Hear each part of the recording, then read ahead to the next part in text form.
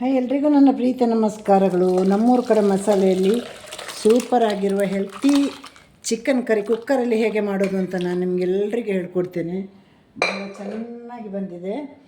ಹಾಗೆ ನಾವು ಇದನ್ನು ನೋಡಿ ಬರುವ ಹೇಗೆ ಮಾಡೋದು ಅಂತ. ಈ ಕಡೆ ಮಸಾಲೆಯು ನಮ್ಮೂರ ಕಡೆ ಮಸಾಲೆ ಎಲ್ಲ ಸ್ವಲ್ಪ ವ್ಯತ್ಯಾಸ ಇದೆ. ಎಲ್ಲವೂ ಟೇಸ್ಟಾಗಿರುತ್ತದೆ, ಆದರೆ ಇದು ತೆಂಗಿನ ಚೂರಲ್ಲಿ ಹಾಕಿಲ್ಲ ನಾನು. ಹಾಗಾಗಿ ತುಂಬ ಚೆನ್ನಾಗಿ ಬಂದಿದೆ. ಎಲ್ಲರೂ ಮನೇಲಿ ಮಾಡಿ ನೋಡಬೇಕು ಇದನ್ನು, ಆಯಿತಾ? ಬರೀ ನೋಡೋದು 58 ಜನ 60 ಜನ ಎಲ್ಲರೂ ನೋಡಿ ಪ್ಲೀಸ್. ಹಾಗೆ ನೋಡಿ ಬರುವ ನಾವೀಗ. ಇಲ್ಲಿ 1 kg ಟೆಂಡರ್ ಚಿಕನ್ ಪೀಸನ್ನು ತಗೊಂಡಿದ್ದೇವೆ. ಅದು ವಿದ್ ಸ್ಕಿನ್ ತಗೊಂಡಿದ್ದು, ವಿದ್ ಸ್ಕಿನ್ನಲ್ಲಿ ಚೆನ್ನಾಗಿ ಬರ್ತದೆ. ಇಲ್ಲೊಂದು 5-6 ಬ್ಯಾಡಗಿ ಮೆಣಸು ತಗೊಂಡಿದ್ದೇನೆ. ಹಾಗೆ ಸೇಮ್ ಅಳತೆಗೆ ಗುಂಟೂರು, ಬೇಕಂದರೆ 1-2 ಜಾಸ್ತಿ ಹಾಕ್ಬೋದು, ಏನಿಲ್ಲ. ಇದನ್ನೀಗ ಉರಿಬೇಕು. ಹಾಗೆ ಒಂದು 4-5 ಹಸಿಮೆಣಸಿನಕಾಯಿ ಕೂಡ ತಗೊಳ್ಳಿ. ಇದನ್ನು ಸಣ್ಣ ಫ್ಲೇಮಲ್ಲಿ ಇಟ್ಕೊಂಡು ಉರಿಬೇಕೀಗ. ಧನಿಯಾ ಬೀಜ ಹಾಕಿ, ಧನಿಯಾ ಬೀಜ ಹಾಕ್ಕೊಂಡು ಉರಿರಿ.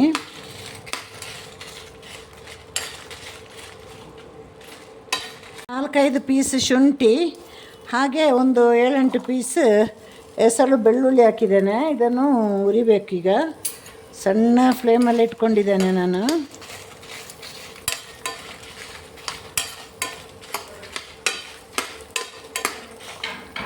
ಹಾಗೆ ಒಂದು ಇಷ್ಟು ಹುಳಿ ಸೇರಿಸಿ, ಒಂದು ಟೊಮೆಟೊ ಸೇರಿಸಲಿಕ್ಕಿದೆ.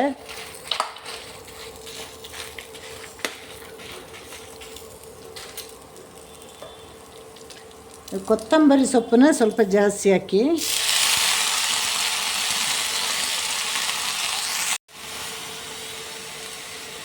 ಎರಡು ನಿಮಿಷ ಹೀಗೆ ಉರಿಬೇಕು.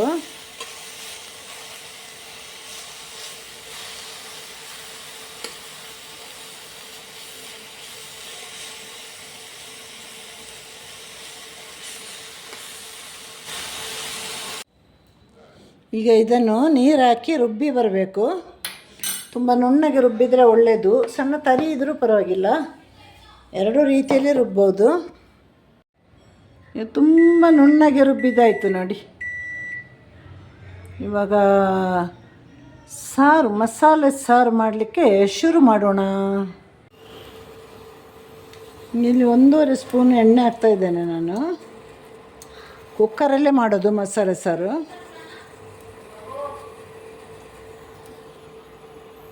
ಈಗ ಎಣ್ಣೆ ಬಿಸಿ ಆಗಲಿ. ಕತ್ತರಿಸಿರುವ ಈರುಳ್ಳಿ, ಹಸಿಮೆಣಸಿನಕಾಯಿ, ಟೊಮೆಟೊ ಇಷ್ಟನ್ನು ಹಾಕಿ 1-2 ನಿಮಿಷ ಫ್ರೈ ಮಾಡ್ತಾಯಿದ್ದೇನೆ.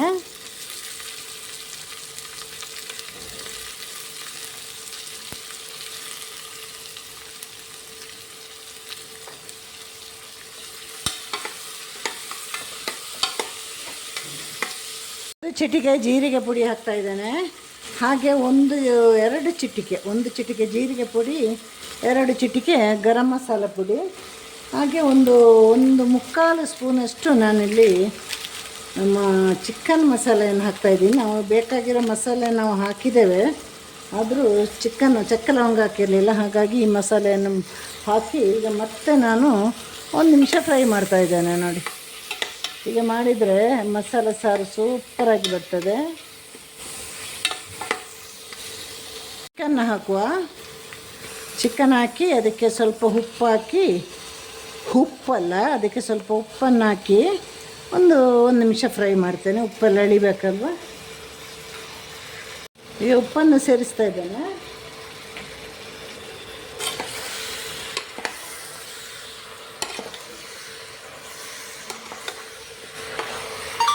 ಇದಕ್ಕೆ ತೆಂಗಿನ ತುರಿನ ಹಾಕ್ಬೋದು, ಹಾಕೋದೇನು ಮಾಡ್ಬೋದು ಮಸಾಲೆ ಸಾರನ್ನು.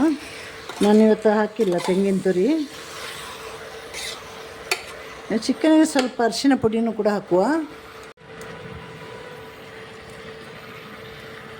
ಈ ಅರಿಶಿನ ಪುಡಿ ಹಾಕಿ ಈ 1 ನಿಮಿಷ ಫ್ರೈ ಮಾಡುವ ಇದನ್ನು.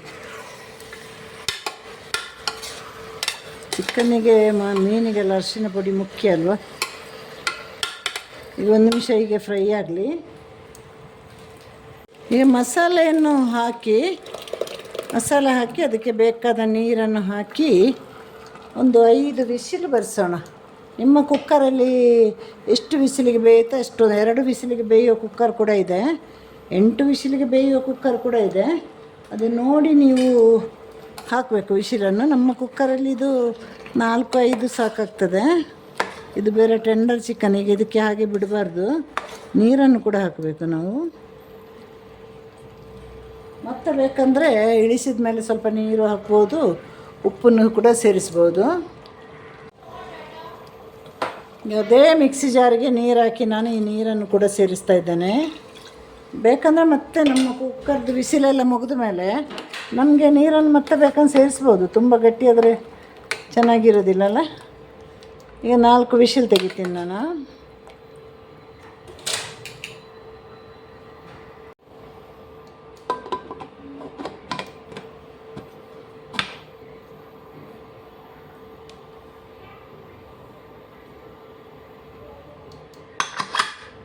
ಹಾಗೆ ವಿಶಿಲ್ ಬರಲಿ ಇವಾಗ ಮತ್ತೆ ನೋಡುವ. ಇದು 3 ವಿಶಿಲ್ ಆಯಿತು. ನಾನು ಇನ್ನೊಂದೇ ವಿಶಿಲ್ ತಗೊಳ್ತಾ ಇದ್ದೇನೆ, ಯಾಕಂದರೆ ವಿಶಿಲ್ ಲೇಟಾಗಿ ಬರ್ತಾಯಿದೆ. ಲೇಟಾಗಿ ಬರುವಾಗ ವಿಶಿಲ್ ಕಮ್ಮಿ ಮಾಡಬೇಕು ಸ್ವಲ್ಪ. ಈಗ ಆಫ್ ಮಾಡ್ತಾ ಇದ್ದೇನೆ ನಾನು ವಿಶಿಲ್ನ. ಈಗ ನಮ್ಮ ಮಸಾಲೆ ಚಿಕನ್ ಕರಿ ಓಪನ್ ಮಾಡಿ ನೋಡುವ. ಇನ್ನೊಂದು ಸ್ವಲ್ಪ ಹೊತ್ತು ಬೇಕು, ಅದರ ಏರು ಫುಲ್ಲು ಹೋಗ್ಬೇಕಲ್ವ, ಏರು ಫುಲ್ಲಾಗಿ ಹೋಗಬೇಕು. ಯಾವತ್ತೂ ಕೂಡ ನೀವು ಏರು ಹೋಗದೆ ಕುಕ್ಕರ್ ಮುಚ್ಚಳ ತೆಗಿಬಾರ್ದು, ಎಲ್ಲ ರಟ್ಬೋದು. ಎಲ್ಲರಿಗೂ ಗೊತ್ತಿಲ್ಲದವರಿಗೆ ಈ ಟಿಪ್ಸ್ ಹೇಳಿದೆ ನಾನು. ನೋಡಿ, ಸೂಪರಾಗಿರುವ ನಮ್ಮ ಚಿಕನ್ ಸಾರು ರೆಡಿಯಾಗಿದೆ ನೋಡಿ. ಕರೆಕ್ಟಾಗಿ ಬೆಂದಿದೆ, ತುಂಬ ಚೆನ್ನಾಗಿ ಬಂದಿದೆನಾ ನೋಡಿ. ಉಪ್ಪು ಕೂಡ ಕರೆಕ್ಟಾಗಿದೆ. ನಮ್ಮ ಕುಕ್ಕರ್ ಚಿಕನ್ ಮಸಾಲೆ ಸಾರು ರೆಡಿ ಆಯಿತು. ಎಲ್ಲರೂ ಕೂಡ ಮನೆಯಲ್ಲಿ ಹೀಗೆ ಮಾಡಿ ನೋಡಬೇಕು. ಆಮೇಲೆ ನನಗೆ ಕಮೆಂಟ್ ಮಾಡಿ, ಲೈಕ್ ಮಾಡಿ, ಶೇರ್ ಮಾಡಿ. ಇದೇ ರೀತಿಯಲ್ಲಿ ನೀವು ಮನೆಯಲ್ಲಿ ಮಾಡಿ ನೋಡಿ, ತುಂಬ ಸುಲಭವಾಗಿದೆ. ಯಾಕಂದರೆ ನಾವು ಹಾಕೋ ಮಸಾಲೆಗೂ ನೀವು ಹಾಕೋ ಮಸಾಲೆಗೂ ಬಹಳ ವ್ಯತ್ಯಾಸ ಇದೆ ಅಲ್ವ. ಹಾಗಾಗಿ ಇದನ್ನು ಮನೆಯಲ್ಲಿ ಮಾಡಿ ನೋಡಿ. ನೋಡಿದ್ರು ಕಮೆಂಟ್ ಮಾಡಿ, ಲೈಕ್ ಮಾಡಿ, ಶೇರ್ ಮಾಡಿ. ಎಲ್ರಿಗೂ ಟಾಟಾ ಬಾಯ್, ಸಿ ಯು, ಟೇಕ್ ಕೇರ್.